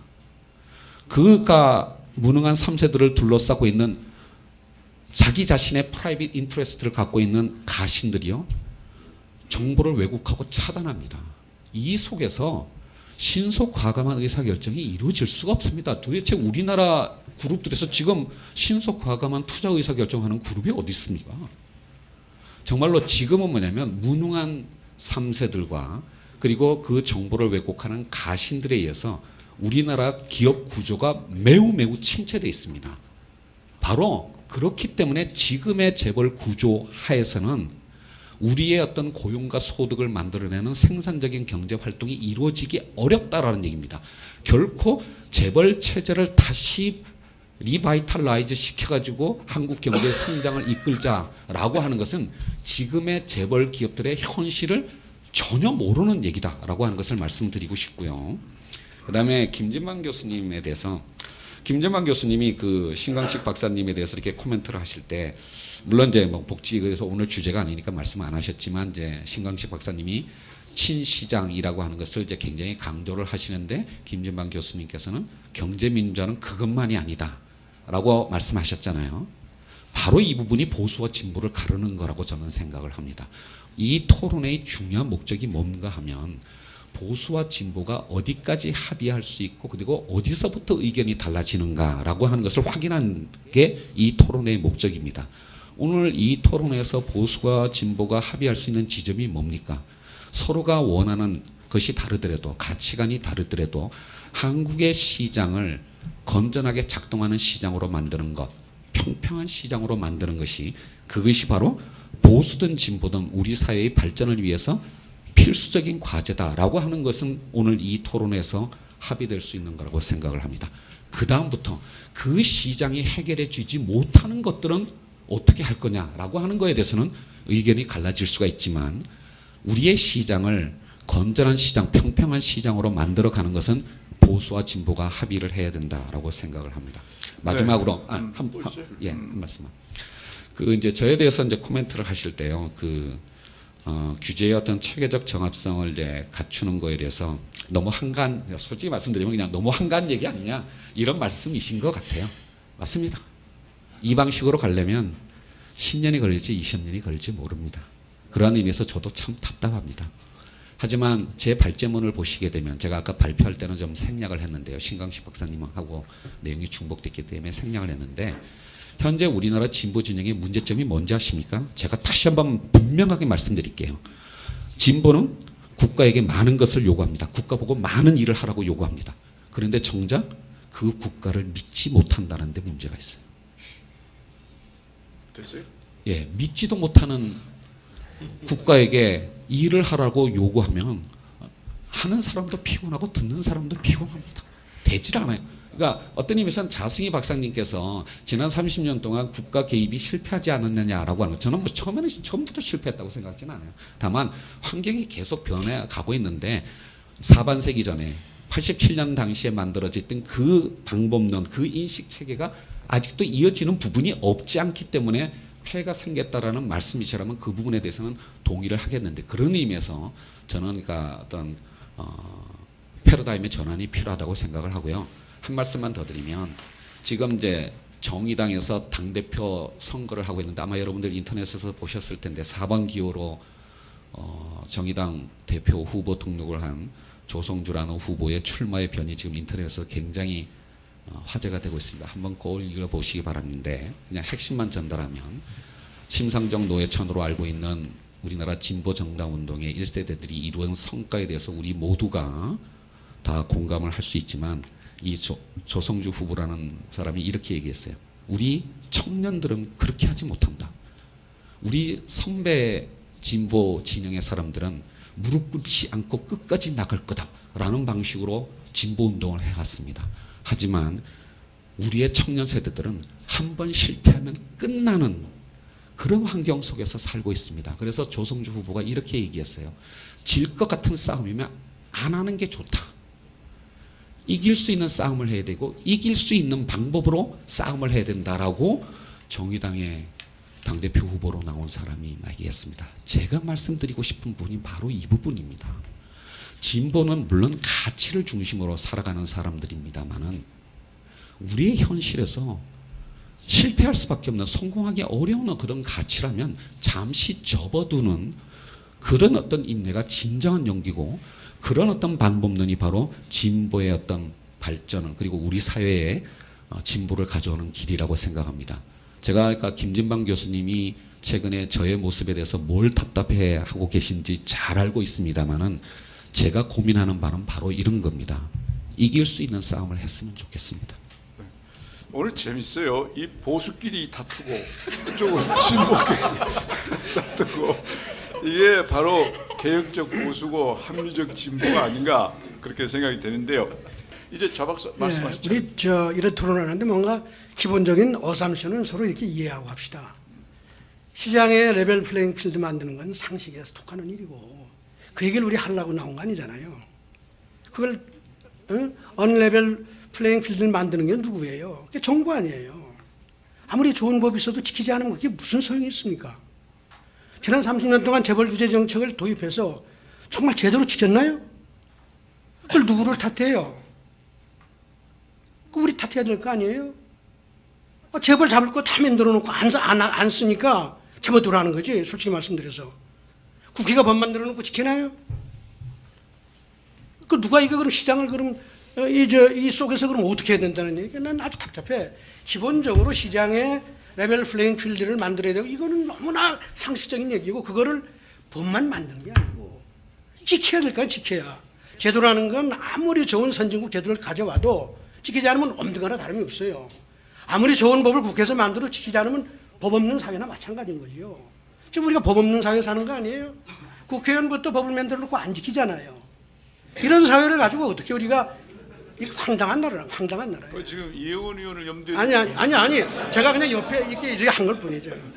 그래서 제가 정말 기본적으로 우리 이건 경제학자로서 기본 그걸 가지고 자꾸 얘기하면 내가 화냅니다. 예. 우선 우리 김상조 교수 얘기, 그러니까 보고 싶은 것만 보시려고 하면 안 돼. 제가 수출 경쟁 얘기 안 했거든. 여보세요. 수출 경쟁 가지고 되나요? 국내 경쟁을 촉진해야지 투자도 일어나고 일자리도 일어나지. 어떻게 그 얘기를 그렇게 듣습니까? 난 이해할 수가 없어. 애플을 왜 데려오라고 그랬냐 이거야. 삼성이 독점 기업이면 말이에요. 여러분, 우리나라에 지금 보세요. IT 시장 보시면 재밌어요. SK가 지금 서비스하죠. 삼성은 서비스 못하게 돼 있거든. 웃기는 나라 아니에요. 왜 삼성한테 라이선스 줘야지요. 그래야지 SK가 꼼짝 못할 거 아니에요. 물가 서비스 요금 올리면 삼성이 치고 들어오는데 어떻게 SK가 함부로 해요. 근데 우리나라 정책이 뭐예요? SK, KT, LG 다 살린다고. 왜 LG를 살려요? 죽이려면 죽여야지. 죄송합니다. 이런 정책을 하면서 기업 보고 잘 알아? 전 도대체 이게 무슨 얘기인지 잘 모르겠단 말이에요. 어? 자동차 왜 현대 다 몰아주냐 이거야. 우리가 다 아시잖아요. 왜 이런 일을 하면서 그게 우리 지난 30년 동안 해온 거 아니에요? 시장 경쟁을 촉진하기도 말은 하지만 한 게 어디 있냐 이거지. 전 없어. 안 보여. 물론 그게 재벌한테 포획당한 공무원하고 정치권이 문제인 거죠. 근데 정치권 출신이 또 이렇게 나오면 할 말이 없어. 누구 잘못이냐 이거 이 나라가. 우리는 뭐예요? 주어진 법과 제도 속에서 인생의 성공을 위해서 뛸 뿐이에요.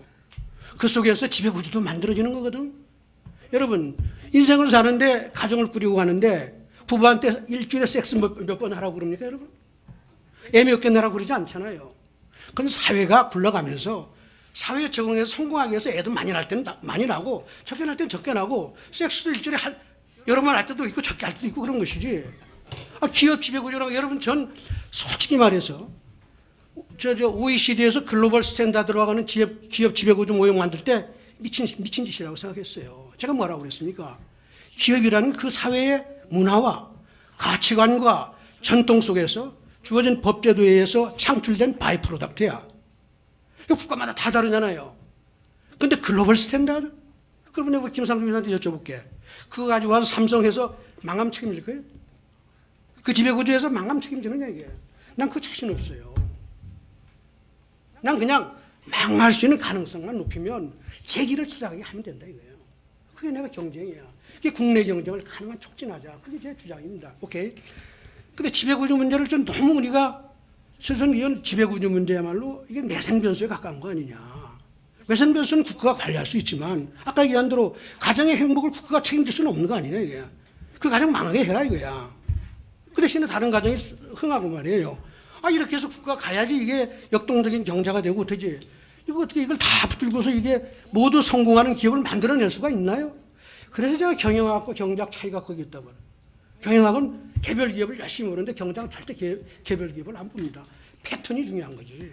전체 흐름을. 근데 전체 숲을 놓치면 이게 자칫하면 길을 잃어요.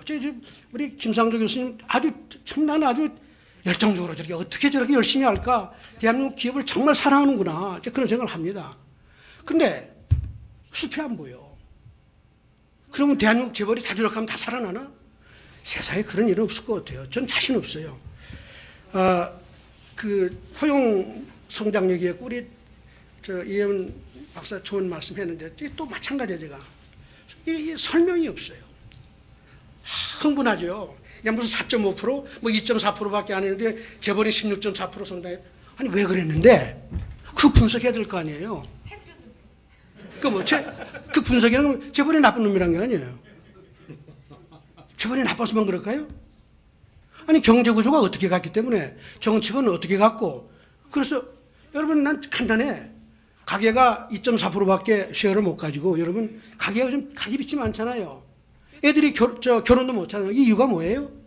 중산층이 무너지잖아요. 이 이유가 뭐냐? 자본주의 사회의 중산층은 일자리에서 나오잖아요. 일자리가 없어지면 가게가 망한다고. 제가 말씀드렸잖아요. 지난 30년 동안 우리가 뭐예요? 재벌 다 몰았거든. 나가라고. 이런 겁니다. 왜 박정희 시대에 동반성장이 됐냐? 딱 간단해요. 수출 열심히 밀어주고 너 수출 버는 거 다 가져와 이놈아. 해외 가면 죽여 이거지. 국내 와서 공장에 뿌리면 말이에요. 일자리 늘어나죠. 행복하죠. 중소기업 좋아지죠. 그렇죠? 내외수가 동반성장하죠. 이것도 행복한 나라가 된 거죠. 지난 30년 동안 뭐 했어요? 너 문어발라냐 이게. 너 다 나가. 여러분 삼성이 돈 벌어가지고 국내 가져옵니까? 20조 넘는 돈 벌어가지고 해외 투자하거나 아니면 해외은행에 예치한다고. 국내에는 예치도 안 해. 이걸 누가 만들었냐고. 물론 국제화도 했겠지만 여러분 재벌 규제한다고 문어발하지 마라. 국내 투자하지 마라. 더 나가면 수도권 규제한다고 수도권 투자하지 말라고 그러니까 돈 들고 해외로 나가잖아요. 여기 제일 중요한 거는 말이에요. 여러분 경제학 좀 아시면은 수출을 주도하는 성장, 수출을 육성하는 경제는 반드시 무슨 문제가 생기냐. 내수가 반드시 죽게 돼 있어요. 교역제 부문을 육성하면 비교역제 부문은 반드시 죽게 돼 있거든. 그러니 그걸 회복하는 방법은 뭐냐. 수출에 돈 가져다가 국내 뿌려야지 그게 내수가 살아난단 말이에요. 근데 지난 30년 동안 뭐였어요? 내수 죽이면서 수출 시켜놓고 다 도망가게 하니까 내수가 2중 3중으로 지난 30년 동안 죽은 게 지금 오늘 여기 온 겁니다. 일자리가 늘어나나요? 여러분들 교수님들 계실 때 애들 일자리 누구 책임이냐 이거예요. 일자리 없으니 우선 부모부터 일자리가 제대로 쓸만한 게 없으니 가계 부채 내는 것이고 젊은 놈들 일자리 없으니 결혼 못하는 거고 애 못 낳고 다 그런 거 아닌가요? 자 이게 어떻게 이걸 풀 거냐.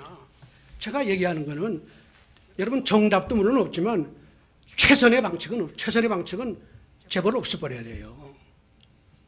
차선책은 뭐냐. 재벌로 하여금 투자를 많이 하게 하되 나쁜 짓을 못하게 해야 되겠다. 그게 기업의 성장의 유인은 극다화해서 여러분 동반성장의 원천을 만들어야죠. 낙수효과가 없는 이유가 뭔지 알아요? 아니 댐에 물이 없으니까 안 내려오는 거지. 댐을 막아놓고 말이에요. 혹은 없애놓고 하류가 말랐다고 떠드는데 여러분 중소기업하고 대기업 얘기 한번 생각해 볼까요? 대한민국 산업화가 어떻게 시작이 됐어요? 아셈블리 라인을 만들고 다 중소기업을 따라서 만들었잖아요. 대기업 없으면 다 죽는다 이게. 중소기업의 7, 80%가 다 연결되어 있잖아요. 이게 물론 많은 도움이 돼요. 이게 다 낙수 효과의 기반이 된 거죠. 근데 그러다 보니까 아까 얘기했지만 재벌이 독점이 되면 어떻게 돼요? 중소기업은 죽는 거죠. 재벌 기업을 독점을 만들어 놓으면 중소기업은 죽는 거야, 그게.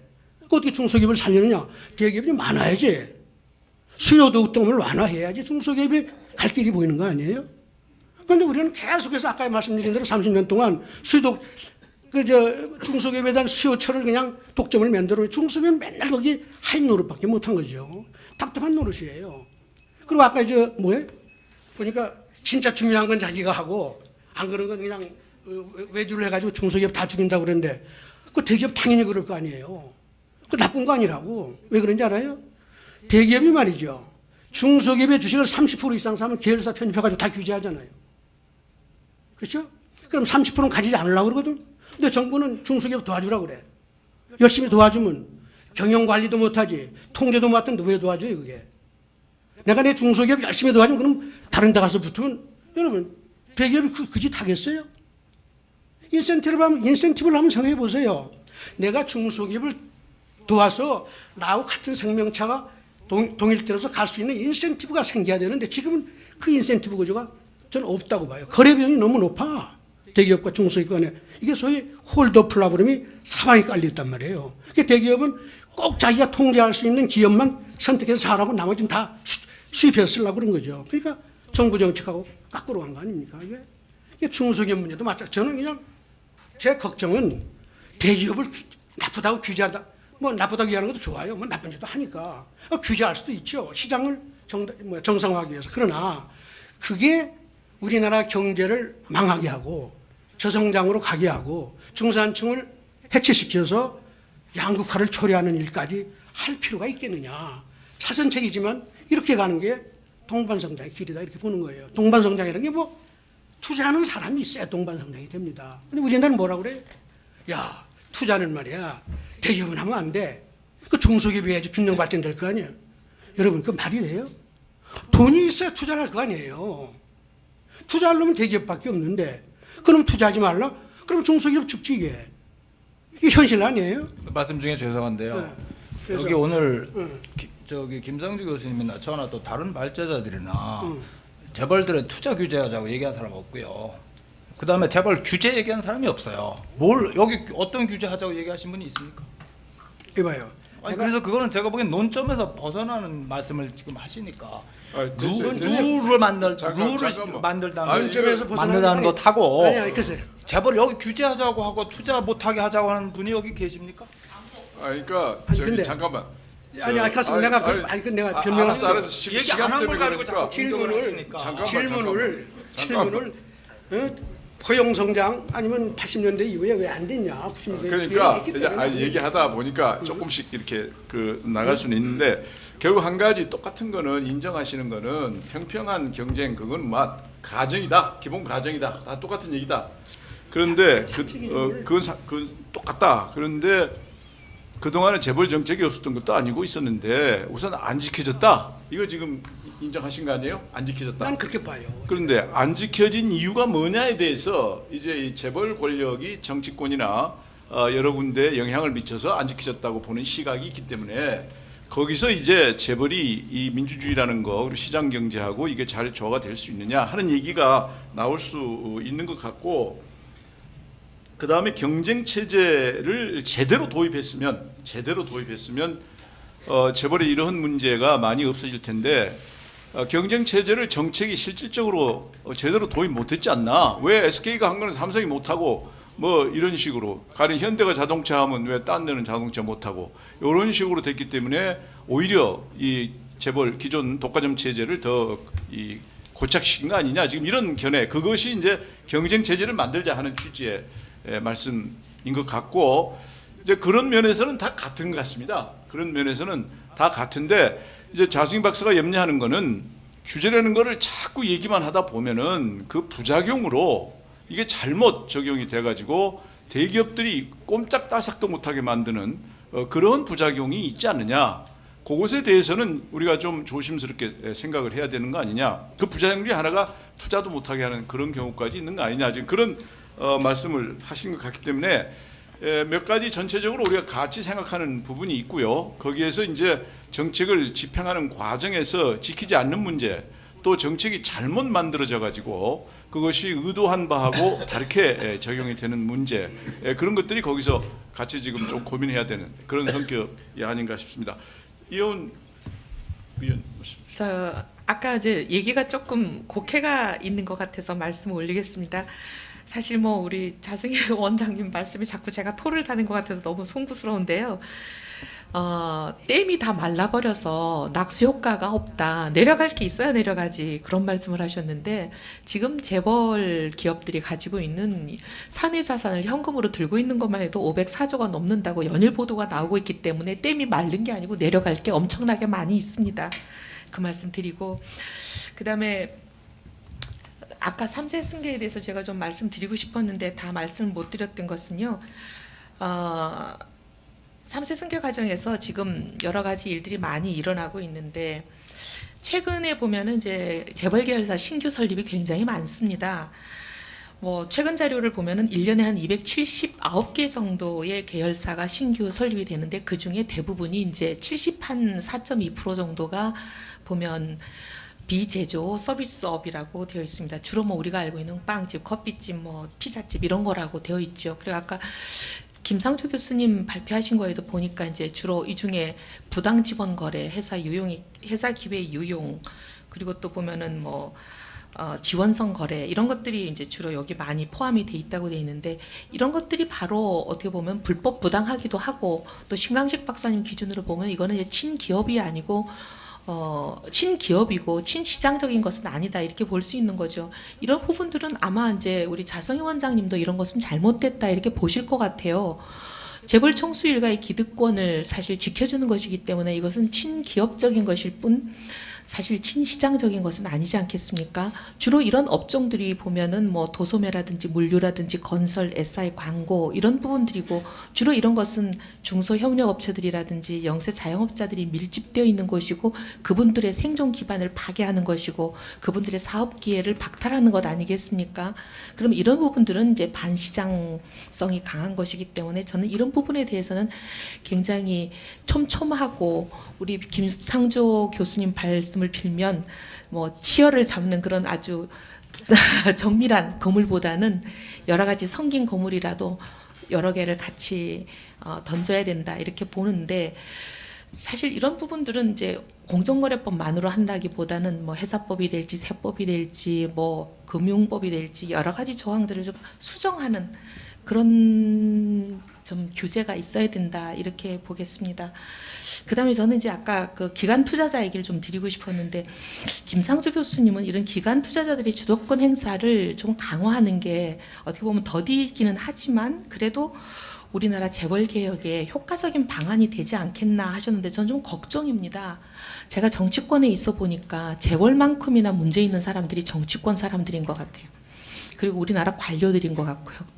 그래서 과연 이런 사람들한테 주주권을 행사하게 맡기는 게 고양이한테 생선가게를 맡기는 건 아닌지 그런 걱정도 되고 물론 이제 2008년 금융위기 이후에 이런 주주권 행사를 어떻게 할 것인지에 대한 여러 가지 제도적인 틀들도 마련이 되고 뭐 이유도 법률로도 만들었다고 하긴 하지만 우리나라는 아무리 이런 규정을 만들고 제도를 만들고 지침을 만들어 봐도 현장에서 이거를 지 맘대로 쓰는 사람들은 얼마든지 있거든요.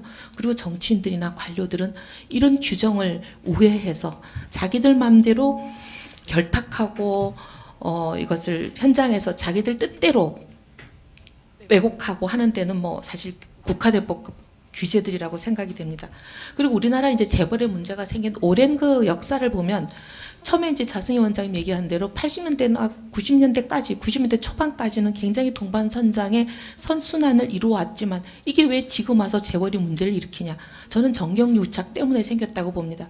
초기 재벌이 힘이 없었고 규모가 이렇게까지 크지 않았을 때는 선순환이 있었지만 이게 점점점 힘을 가지면서 사실은 지금 우리나라 재벌은 거의 모든 걸 가지고 있지 않습니까? 제조업을 넘어서서 서비스업도 가지고 유통망도 가지고 가공할 만한 천문학적인 자금도 가질 뿐만 아니라 네트워크에 엄청난 인재들까지 가지면서 언론도 가지고 심지어 정치권까지 거의 포획하고 있고 심지어 사법까지 저는 장악하고 있는 많은 재벌들이 있다고 봅니다.